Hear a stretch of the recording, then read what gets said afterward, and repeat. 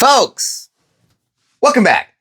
Today is one of those voice of reason videos where I'm going to lay out a bunch of facts and data and give you both sides of the argument here in the hobby about, the bulls and the bears, the reprint into the ground MSRP gang versus the, rocket to the moon gang and all that stuff. And kind of talk about things as Scarlet Violet comes to a close with Black and White being released at the end of this week and being the last Scarlet Violet era set.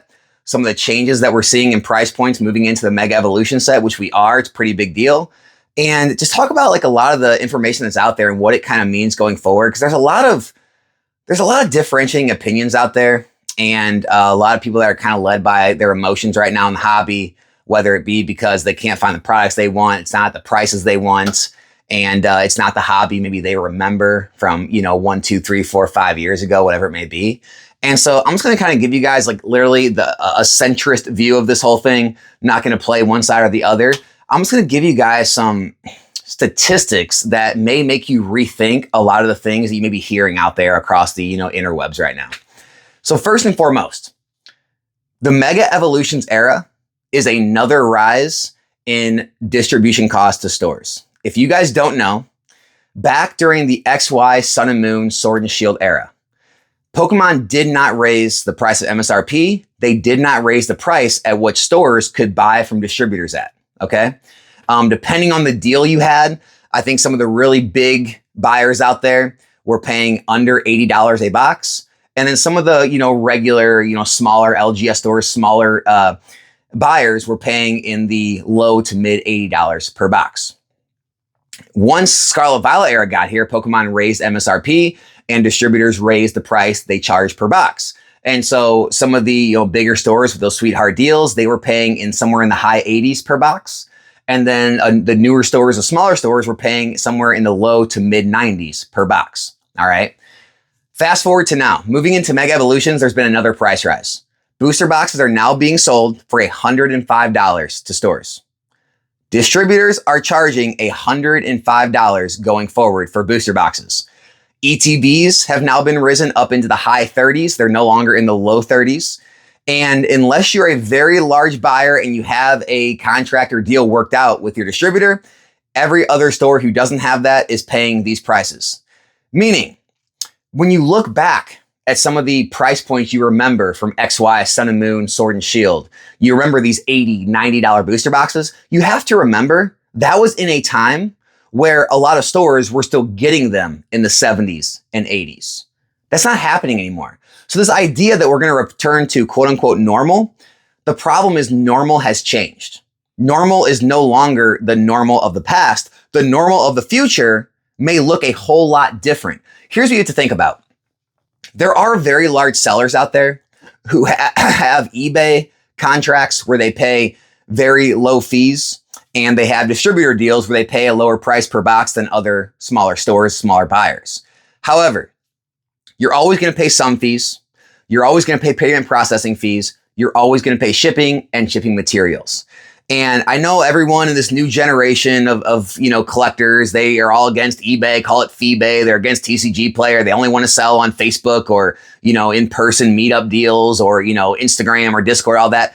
What you have to understand is the largest majority of things that are sold in this hobby still happen on eBay and TCG Player. Like it or not, the largest majority of sellers are moving the largest amount of products on those sites. They are paying the fees. And so what you have to think about is, if stores have to order product at $105 a box, at $36, $7, $8 in ETB, after paying some sort of fees, whoever their deal is on eBay, after paying shipping materials, the lowest you can really sell a box for is in the 120s. The lowest you can really sell an ETB for is about $50 plus, if you want to pay for all those things and still profit a few dollars. And so the new normal could look like $120, $130 a booster box, $50 to $60 in ETB on average at the lows when things quote unquote crash, slow down, gets back to normal, product available, all those good things. And I don't think that's being talked about right now. I think people just have these visions of grandeur that the hobby is going to return to this very cheap place that it was, years ago before MSRP rises, before inflation, before all these things that are happening. And so that's the first thing I wanted to talk about. Second thing I wanted to talk about is it's public knowledge that Pokemon printed less cards in Scarlet Violet era than they did previous years like Sword and Shield era. Okay, so that's the first thing. They printed less. That's public knowledge. It's not up for debate. There's less that have been printed, right? 2, okay, more cards in Scarlet Violet era have been opened than cards that got opened in Sword and Shield during the same time periods of their life cycle because of how big rip and ships are. I don't think that's debatable. I don't think anyone's going to debate that. So you have less cards being printed and much more packs being ripped, which is why you see the price of these packs and these boxes in Scarlet Violet era reaching these price points that Sword and Shield took a lot longer time periods to reach. Some boxes still haven't reached them. It's not all because of this big manipulation, buyout scam, the hobby's too overinflated, all these things. There's very real fundamentals behind the scenes that are leading to these price points, like less in existence and much more being removed from the market. Not put onto shelves, not investors, right? Being deleted in forms of ripping the products because there's demand for that on the market now, which there wasn't 3, 4, 5 years ago. I mean, sure, like rip and shipping was a thing, but it was still a very niche thing, right? And so that's a huge factor on what's going on right now, okay? Then you have to talk about, obviously, the craze of the hobby. You have people now like myself that have been in for 10 years. You have people that were in before me. You have people that got in every step along the way. Got in with Evolutions and Pokemon Go, the cell phone game. They got in during, multiple times in Sun and Moon, right? Got in with Hidden Fates at the end of Sun and Moon. Got in during the boom with, Logan Paul and the pandemic and all that. Got in again, with Crown Zenith. Got in with 151, just getting in now. You have so many people that have now entered the hobby at different times. They've, quit and came back and multiple generations and everything. You have so much more track record now. You have such a long track record in Pokemon, not just in Modern, but in Pokemon in general, with every booster box moving up in value over time, which I don't care who you are. When you see 100% success rate of buying a product and it going up in value, that adds a level of confidence to your purchase, to putting something away, where all the noise online that me and other YouTubers make every day talking about prices up, prices down, don't buy this, do buy this, all that, it's all nonsense when you just look at the data and you're like, oh, as long as I just hold this box, it's going to go up in value. And it's like, yeah, I mean, unless some significant change to the world or the markets or the hobby or life changes, likely the same scenario is going to play out again and again and again. Some boxes take different time frames than others, but it's the most likely turn of events that continues to happen than it doesn't. And a lot of people out there, I've talked about it before, I'll talk about it again.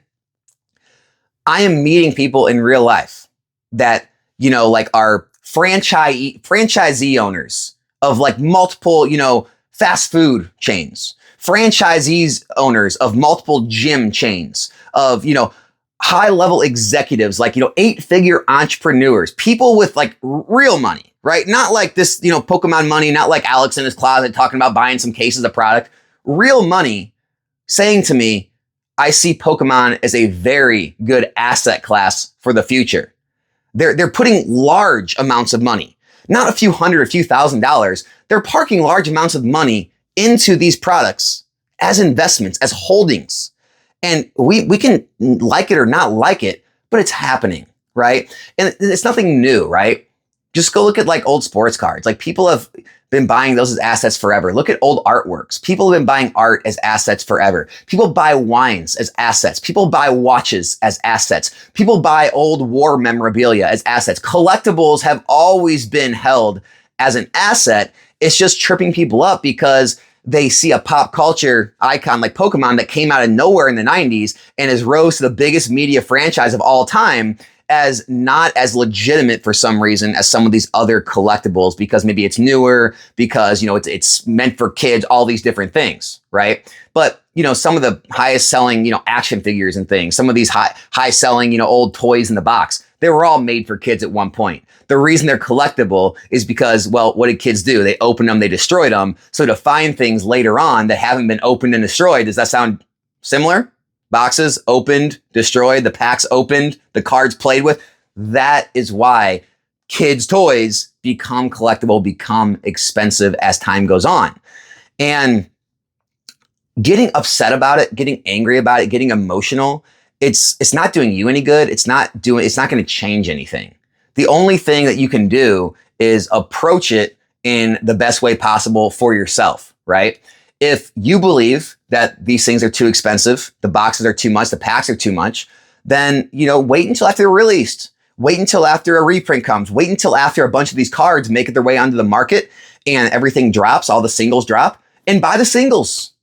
Complete, your collections, complete your sets, buy the cheap singles and you don't have to get the gold version or the top version. Go get the regular common, uncommon versions.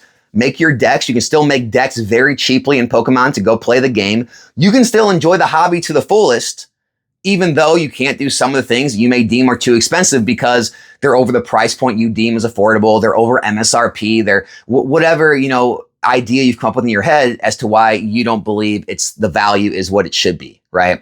Because the fact of the matter is, it doesn't matter what I think. I am irrelevant. It doesn't matter what any of us out there think individually. All that matters is what the collective market believes something is worth and is willing to pay for it. And as long as stores list at a certain price and the collective market is willing to pay that price, that's what it's worth. Can the market get it wrong? Sure. That's why you have fluctuations. But at that time in the market, that's what it's worth. That's what people are willing to pay. And that's what stores are willing to sell it for. And there's no reason to get upset and angry about that. It's life. I mean, it's like going to the grocery store and asking to see the manager and complaining that a product on their shelf is too expensive. Yeah, I don't understand why bread costs $4 a loaf. I think it should be $3. What's MSRP on that loaf? Like, do you do that? Do you complain about do you go to the car dealership and tell them their cars cost too much, you're not going to pay it? Okay, no problem. Go, bye. Like, you just won't have a car then, right? You can't just complain yourself into lower prices, right? The only way prices lower is if people collectively no longer want to pay those prices. And then people who own those items have to lower their price and compete until they find a price point that they can find buyers at again. That's the only way things change. And like I said, I'm not trying to be on one side or the other on this video. I'm just trying to explain to you why things are happening and why it's going to continue to work the way it is. Another thing I wanted to mention is this idea, this print into the ground idea. I see it thrown around all the time, and it's kind of like the side of things that kind of the have-nots, I call them, are really kind of like rallying behind the people who may have not gotten the hobby until the last few months, the people who believe, that MSRP means anything, where if you've been in the hobby for any time at all, you'll realize that MSRP wasn't even talked about until the last, matter of months. And people that believe that anyone who owns this stuff is evil, and it's the investor's fault, it's the scalper's fault, it's the store's fault, it's the distributor's fault. It's always somebody's fault type thing. What you have to understand is, right? I've talked about this before. The average, most every set in Pokemon's history has got reprinted between 0 to 3 times. Okay. Some of the stuff you've seen on the shelves have already been reprinted 1 to 2 times. Some of the things are going what is called out of print, the first 6 sets, in a matter of months now. Not just that. People are talking about history, like historical prices, historical events, but they're also not taking into account any of the current events into factor when they're talking about these things. What I'm talking about is they're saying, Alex, remember back in 21 and 22 when the big, COVID thing was over and a lot of the prices of things crashed and reprints came and they crashed the prices of things like Vivid Voltage, Darkness Ablaze, Chilling Reign, Battle Styles, Fusion Strike, Shining Fates, Champion's Path, all these different sets, right? What they're not talking about is in that time period, besides Battle Styles and Vivid Voltage, briefly touching above $200 a box, then very quickly after that falling below it, there has never been a time in history, it's unprecedented to see an entire era of every booster box $200 plus. Never happened. So when all that was going on, Sword and Shield, Sun and Moon era did not see anywhere near the success that Scarlet Violet era is seeing. Okay, so that's the one difference. The other difference is Pokemon has changed the way they print sets. Okay, have you not noticed they're not reprinting 151 ETBs, and that's why they're $200 and something. They're not reprinting Paldean Feats ETBs, that's why they're $200. They're not reprinting Shrouded Fable ETBs, that's why even those are now rising into the 70s. Did you realize that? And so when you look back at all this past data, you're not looking at what's right in front of your eyes. This idea that they're going to print prismatic evolutions into the ground because they printed sets 4 or 5 years ago into the ground in a completely different market condition, with ignoring the fact that all the previous sets in this era did not have their ETBs printed into the ground, is, I don't know, it's kind of being unrealistic.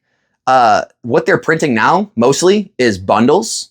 They're making new collection boxes, right? They're making Sea and Sky. They're making Blooming Waters. I think another new collection box is coming out for Prismatic Evolutions now. That is the game plan, guys. Pokemon is printing less booster boxes and less of the specialty set ETBs, and they're foregoing those and getting packs on the market by printing other products. And so they're able to get the pack price lower and the singles price lower, which you're seeing right now. Prismatic packs are still down. The singles are all dropping, but the ETBs are now rising again.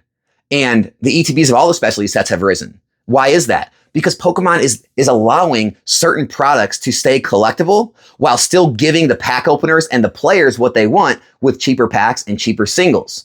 And again, that could always change. Pokemon's changed multiple times over the years. They used to not reprint ETBs at all in X, Y, and Sun and Moon. And then all of a sudden, Sword and Shield, they stopped reprinting as many booster boxes. They started reprinting all ETBs. Now in Scarlet Violet era, they've kind of stopped as much boosters and ETBs. Now they're reprinting all bundles and making new and new collection boxes later and later in the stage of the printed sets.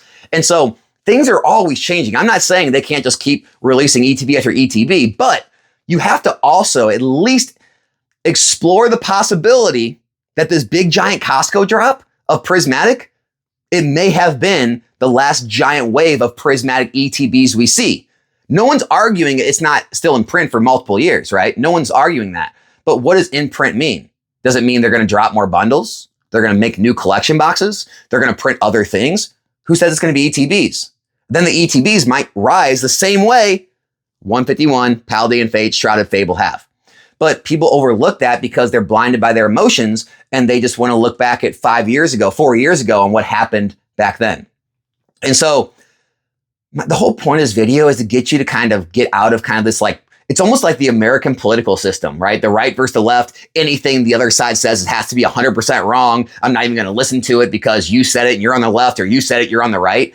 Stop letting yourselves be coerced into a way of thinking because you like somebody in the hobby or you think a certain way. And so anything anyone says on this side is obviously a shill. Anyone says on this side is obviously a brokey. It's like, no. There's some nuance here. There's a middle ground. But getting too locked into one way of thinking is going to get you to miss the middle ground. Guys, this print into the ground thing, I'm going to spoil a lot of your guys' good day here. It's not a thing, right? It literally has almost never happened. I would say the closest print to the ground we've seen was probably Crown Zenith. They printed a late reprint of booster bundles. They printed ETBs late. They threw out Sea and Sky boxes. I mean, as far as the eye could see for months and months. That's the biggest try they've tried to print something into the ground. And even that didn't work. Before that, they printed Hidden Fates pretty heavily multiple times. Other than that, guys, if you look back at every single era, and the evolutions, they also printed into the ground. XY evolutions, umpteenth. I mean, I think they had like 4 or 5 different reprints of that set, which was like one of the only sets we've ever seen go over like three main reprints. And so when you look back at all these eras, they reprint sets usually 0 to 3 times. And so you look at the SV era, well, I mean, Surging Sparks has got a reprint. Prismatic has got a reprint, right? Paldea Obsidian had their reprints. You've had multiple sets that have already had a reprint.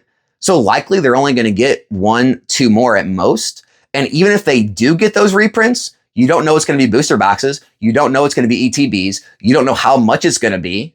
You don't know what distributors are going to charge stores for that reprint, right? You don't know when it's going to come. And so there's so many variables. And I feel like it's more of a pipe dream at this point. It's something that you kind of like a rallying call that you can rally behind and like, you know, scream into the ground and, you know, like get like all worked up and think you're going to find all this like dirt cheap product that so suddenly nobody's going to want all of a sudden and you're going to be able to get it all for yourself. It's just not realistic, guys. All I want people to do is get more realistic about this market. I'm not trying to pump it to the moon. I'm not saying you can buy anything right now and it's going to go up, forever and go up to like all-time highs. All I'm saying is you have to be ready for the fact that you may be able to find all of these sets cheaper at some point in the next couple of years they're in print, but also understand there's a possibility you may not find a lot of these sets on the market right now cheaper right now ever again. There is a possibility you will never see a box of Paradox Rift at $200 ever again in the entire time frame of its life cycle. There is a possibility you might not see Prismatic Evolutions under $100 in ETB again. There's also a possibility Pokemon says, screw it, we're going to print that thing 3 more times, all ETBs, and it gets down to under MSRP. That's a possibility. But to completely nullify the possibility of the side you don't agree with, it's comical. And also, it's if you're an investor or you're a value collector or anything like that, it's irresponsible on your part. If you're not looking for value in the hobby, you're just a straight collector. Well, first of all, I don't know what you're doing on my channel. Obviously, it's the Pokemon Investing Finance channel. But you have to be okay with missing out, I guess. You're going to have to be okay with missing out. And a lot of people just aren't okay with that. They say it has to come back down because I need to buy it. And we've seen it happen so many times in the past with sets that people thought were going to come back down. They never did.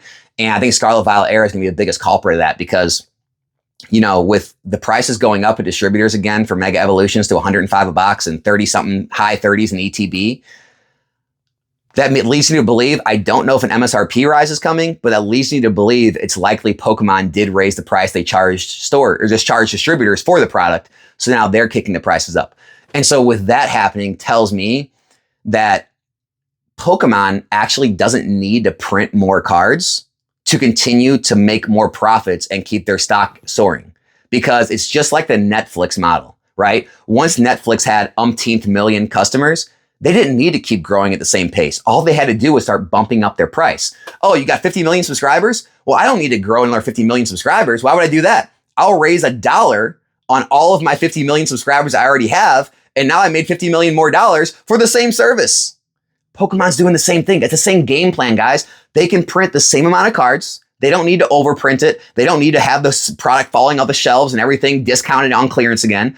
They can keep it scarce, keep everybody fiending for it, raise the price $5 a box. Now you made $5 a box more for every single product you release. 5 more per booster box, 5 more per ETB, 5 more for X. Now their profits just went through the roof and they don't need any more employees. They don't need any more manufacturing, no more shipping and packaging. The same they've always done, but now they're getting more for it because it's more in demand because they let scarcity do its thing on the market. So again, guys, just let all of these thoughts kind of soak in. I think it'll do you good and allow you to approach the hobby from a less emotional point of view and probably be more successful in it. So that's all I got. Hope you enjoyed. We're out.